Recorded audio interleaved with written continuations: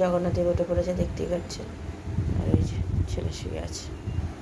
নমস্কার, নতুন একটা ভিডিও নিয়ে চলে আসলাম। উঠে পড়েছি, ফ্রেশ হয়ে গেছি। মাসি চলে এসছে, মাসি জামা কাপড় কাচ্ছে। এখন আমার হাজব্যান্ড বাজারে গিয়ে ঠাকুরের জন্য একটুখানি মানে আম এনেছে, আমার জন্য আম এনেছে। আম তো বাড়ন্ত ছিল, সবজিপাতি কিছুই নেই, তো একটা আম মুড়ি খাবো আজকে আমরা দুপুরে। তো আর ছেলে আজকে স্কুলে যাবে না, ছেলেকে পাঠাচ্ছি না, কারণ প্রজেক্টের প্রচুর কাজ দিয়েছে। এই সেকশানে কাজ দিয়েছে, তো ছুটির সময় বলে দিয়েছিল প্রজেক্টের কাজগুলো বি সেকশানে বলেনি, তো বললো এবার বি সেকশানে কালকে বলেছে। তো এবার আমরা যাব বাপের বাড়ি। এবার 1 তারিখ আর 3 তারিখের মধ্যে বলেছে জমা নেবে। তো এগুলো না করলে আবার কবে করবে? এবার এগুলোকে লেখালেখি, শুধু লেখালেখি না, আবার আঁকাও আছে। তো সেই জন্য ওর প্রবলেম হয়ে যায়, পড়াশোনাটার ফাঁকি হয়ে যায়, স্কুল যেতে পারে না। তো কী করবো? স্কুলে গেলে এই কাজগুলো একদমই করতে পারবে না, পুরোপুরি টোটালি বন্ধ থাকবে। এবার বাড়িতে বসে এইগুলো কি আমরা করা সম্ভব? ওর কাজটা তো ওকেই করতে হবে। তো যাই হোক, সেই জন্য পাঠাই নিয়ে যে ওটাই করবে, কালকে যাবে স্কুলে। আজকে মোটামুটি এই কাজটা সারা দুপুরের মধ্যে কমপ্লিট করাবো, করিয়ে নিলে তাহলে হয়ে যাবে। তাহলে বাপের বাড়ি গেলে মাথায় চিন্তা থাকবে না, এসে আবার কাজ করো এই করো, আঁকা আঁকি যা আছে সব মোটামুটি আজকের মধ্যে করিয়ে নেবো। তো ঠিক আছে, চলুন এখন কিছু চা করি। আমার হাজব্যান্ড পাউরুটি নিয়ে এসছে, একটু পাউরুটি দিয়ে চা দিয়ে খাবে। তো চলুন, আমি আবার পরে আসছি, মাসি কাজটা করুক, এই হচ্ছে ব্যাপার। চলুন পরে আসছি। চা করতে চলে এসেছি, আদা চিনি দিয়ে দিয়েছি। আমার হাজব্যান্ডকে বললাম চা খাবে, আর এখানে নতুন করে দুধ জল দিতে বসিয়ে দিয়েছি, বাটিটা নামিয়ে দিয়েছি। মাসির ওখানে হয়ে গেছে, জামা কাপড় কাচা, ঘর ঝাড় দিয়ে মিশতে গেছে। পাউরুটি এনেছে আমার হাজব্যান্ড, পাউরুটি দিয়ে চা খাবে। তো চলুন চাটা করে। চা পাতা দিয়ে দিয়েছি, ফুটতেও শুরু করে দিয়েছে, দেখতেই পাচ্ছেন। তো ভালো করে ফোটাই, তাহলে হবে।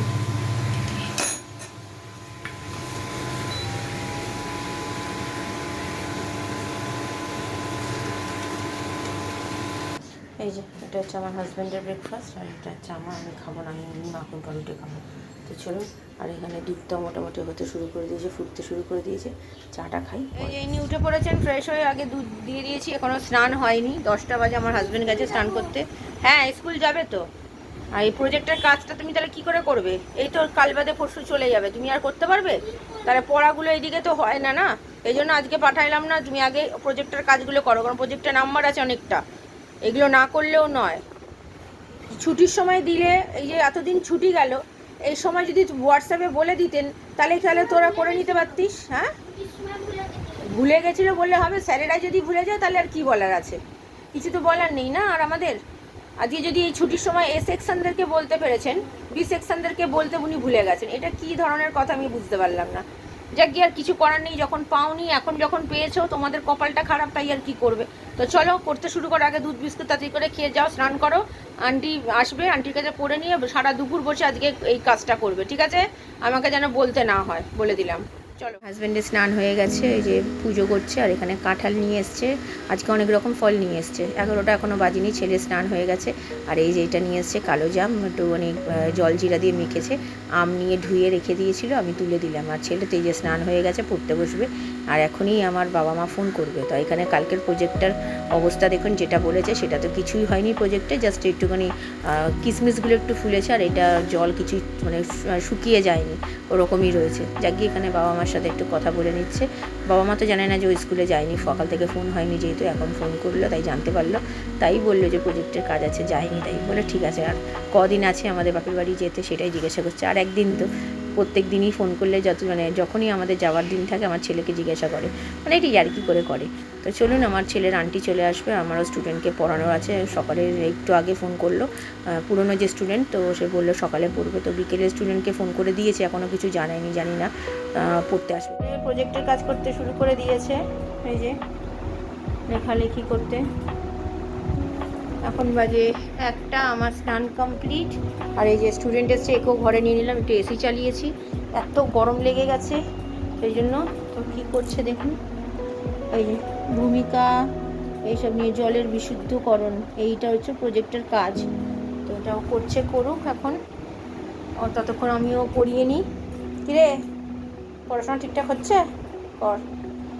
তো চলুন, ও করুক ততক্ষণে। আমারও স্নান তো বললাম হয়ে গেছে, চুলটাও শুকিয়ে নিলাম। আমার হাজব্যান্ড বেরিয়ে গিয়ে আবার এসছিলো, ওই আমাদের কী বলে সিলিন্ডার এসছে, সেই জন্য আমার হাজব্যান্ড এসছিলো বাড়ির কাছে, দেখতে পেয়ে বাড়ি এসছিলো, এসে আবার বেরিয়েও গেছে। তো চলুন, আমি আবার পরে আসছি।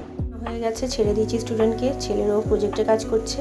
তো ছেলে আমুড়ি খাবে, তো আমুড়ি কম আছে দেখে আমি ভাবলাম ডিম সেদ্ধ আছে, স্কুল থেকে দিয়েছিল গতকাল, তো ভাবলাম একটা আলু সেদ্ধ মানে সেদ্ধ ভাত বসিয়ে দিয়েছি আলু দিয়ে, নুন আর একটু কাঁচা লঙ্কা দিয়ে বসিয়ে দিয়েছি। আর ছেলেকে এখানে আমুড়ি মেখে দিয়েছি দুধ দিয়ে, একটু চিনি দিয়ে আর আম দিয়ে ভালো করে। ছেলে তো আগে খেত না, বললাম না, খেয়ে এত ভালো লেগেছে, আর কম মুড়ি দিয়েছিলাম, তো ও আবার পরে নিল, আমি আবার আরেকটা আম ওকে কেটে দিলাম। তাহলে একটা আম তো ভালো লাগবে না খেতে, সত্যি এত ভালো লাগে। আর ঠান্ডা ঠান্ডা দুধ দিয়ে করে দিয়েছি, তো ওর এত ভালো লেগেছে, ও বলছে আমি আর সেদ্ধ ভাত কিচ্ছু খাবো না, আমি এটাই খাবো। তো যাই হোক, ওকে দিয়েছি। এবার আমারটা করি, আমারটা সিটিটা উঠে যাবে, উঠে গেলে আমি আর ও খেয়ে নেবো, ঘি দিয়ে একটু খেয়ে নেবো, আর ডিম সেদ্ধটা একটু গরম করে নেবো। মাইক্রোওভেনে করবো না, মাইক্রোওভেনে একবার ঢুকিয়েছিলাম করতে, একদম বাস্ট করে মানে ডিমটা ফেটে গিয়ে চারিদিক মাখামাখি, ওর পর থেকে আমার শিক্ষা হয়ে গেছে। তো চলুন, আমার হয়ে গেছে এদিকে, তো এবার খাওয়া দাওয়া সেরে নিই। বিকেলবেলা ছেলের আন্টি আছে, আমার পড়ানো নেই, জানি না ওই স্টুডেন্ট আসবে। গুড ইভিনিং, এখন 3:30 বাজে, খাওয়া দাওয়া সেরে উঠেছি 3:15-20 নাগাদ। তো ভালোই খেয়েছি, খুব তৃপ্তি করে খেয়েছি। ছেলে তো আমুড়ি খুব ভালো খেয়েছে, ও তো আগে একদম খেত না, এখন খাওয়াটা শিখেছে, এখন বেশ ভালোই খেয়েছে। আমি তো আলু সেদ্ধ ভাত করে খেলাম। তো এবার ছেলে আমুড়িটা খাবার কিছুটা লাস্টের দিকে এইটুখানি ছিল, আমুড়ি ফেলে দেবো, অতটা দুধ দিয়ে করেছি, তো আমি খেয়েছি। খাওয়ার পরে আমার যেরকম আলু সেদ্ধ ভাত, এই যে একটু সামান্য ঘি দিয়ে আর ডিম সেদ্ধ ছিল, ও হাফ আমি হাফ দিয়ে খেলাম। তো খাওয়ার পর থেকেই পেটে ব্যথা করছে, খাওয়াটা শেষ হয়েছে তারপর থেকে পেটে ব্যথা করছে। আমার মনে হয় অ্যাসিডিটি হয়ে গেছে, কারণ কি সকাল থেকে তো শুধু চা বিস্কুট খেয়ে আছি, পাউরুটি ছিল কিন্তু পাউরুটি আর খাওয়ার হয়নি, ওই টুকটুক করে আজকে একটু ফল বেশি খাওয়া হয়ে গেছে। আমার মনে হয় ফলটা বেশি খাওয়া হয়ে গেছে বলে কি না জানি না, পেটটা ব্যথা করছে, মনে হয় অ্যাসিডিটি মনে হয়ে গেছে। কারণ কি ফলগুলো আমি বলতে গেলে খালি পেটেই খেয়েছি, ভরা পেটে তো কিছু খাইনি, সেই জন্য আর পাউরুটি খাওয়া হয়নি, তুলে রেখে দিয়েছি পাউরুটিটা। মাখন দিয়ে খাবো বলে বের করে রেখেছিলাম যে ছেলে আর আমি খাবো, কিন্তু ছেলের আন্টি এসে গেছে, দুধ খেয়ে স্নান টান করে পড়তে বসে গেছে, ওই জন্য আর খাওয়া হয়নি। তো তাই ভাবছি ওষুধ খেতে হবে, অম্বলের ওষুধ দেখি আছে ঘরে, তো হোমিওপ্যাথিক ওষুধ আমি রেখে দিই। আর ছেলের প্রজেক্টের কাজ মোটামুটি শেষের দিকে, একটাই বাকি আছে, তিনটে জায়গা তো দুটো হয়েছে আর একটা বাকি। আঁকা বলতে গেলে একটা হয়েছে, দুটো আঁকা ও পারবে না, কম্পিউটার খুব টাফ। তো চলুন আপনাদের সাথে শেয়ার করে ও কী করেছে। ওই যে লেখা দেখে, ওই যে আঁকাটা ও এঁকেছে গাছটা, আর ওইদিকে যে দুটো খাপ আছে দেখতে পাচ্ছেন, ওটা ও পারবে না, কারণ ওটা বেশ বড় বড় আঁকাতে তো জানেন কত ভালো আমার ছেলে, সেই জন্যই তো মানে এত চিন্তা। তো যাই হোক, লেখালেখিগুলো মোটামুটি হয়ে গেছে, এটা হলে একটা নিশ্চিন্ত।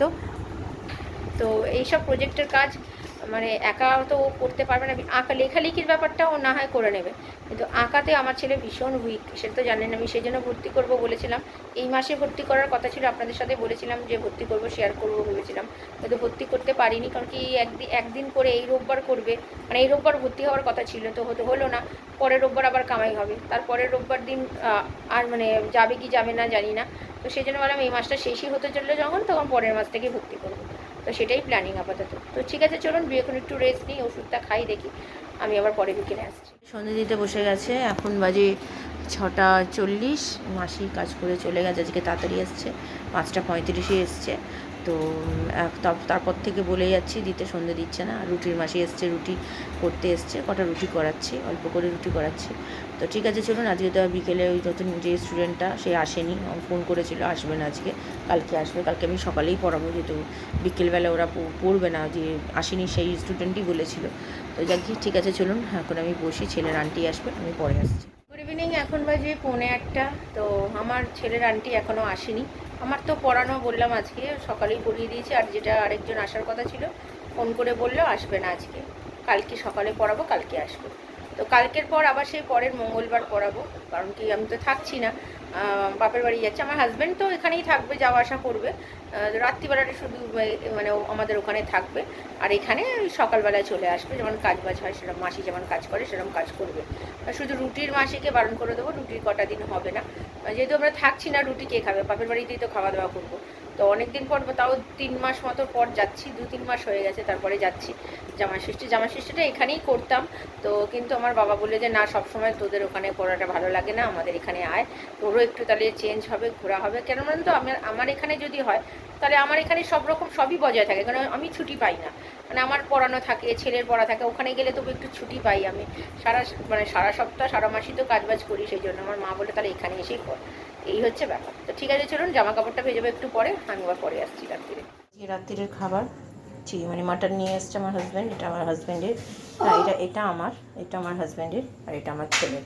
তো চলুন খাওয়া দাওয়া সেরে নিই। 11:15 বেজে গেছে, খুব জোর খিদে পেয়েছে। আর ওই যে ছেলে বদমাশি শুরু করেছে, তাই বকা খেয়েছে আমার কাছে। তো চলুন খাওয়া দাওয়া সেরে নিই। এটাকে একটু নুন সামান্য মিষ্টি দিলাম, দিয়ে ঠিক করলাম। চলুন পরে। রাতের খাওয়া দাওয়া তো হয়ে গেছে অনেকক্ষণ, এখন বাজে 12টা বাজতে 5 মিনিট বাকি। তো আজকে একটু খাওয়া দাওয়া করতে দেরিও হয়ে গেছে। তো খেয়ে দিয়ে যেহেতু দেরি করেই খেতে বসেছি 11:15 নাগাদ। আর মাংসটা বেশ ভালো ছিল, ভালো খেয়েছি। আর আম খেলাম, আমার হাজব্যান্ড আজকে আম নিয়ে এসেছিলো, তো সেটাও খেয়েছি। ছেলে এখন মোবাইল দেখছে। তো এখন শুয়ে পড়বো, মোটামুটি সব কাজ গোছানো হয়ে গেছে, জামা কাপড় ভেজানো, চাল তো ভেজানোই ছিল, যেহেতু আজকে আর ভাত করিনি আমি। ভাতটাও রয়েছে, কালকে পান্তা ভাত আমার হাজব্যান্ড খাবে, আর ছেলের যে ডিমের ঝোল আছে সেটা দিয়ে খাবে। তো চলুন, ঠিক আছে, ভিডিওটা তাহলে আর বড় করছি না। ভালো লাগলে লাইক শেয়ার সাবস্ক্রাইব করবেন। কালকে নতুন একটা ভিডিও নিয়ে চলে আসবো। আপনারা ভালো থাকবেন, সুস্থ থাকবেন। নমস্কার। চলুন, কালকে দেখা হচ্ছে।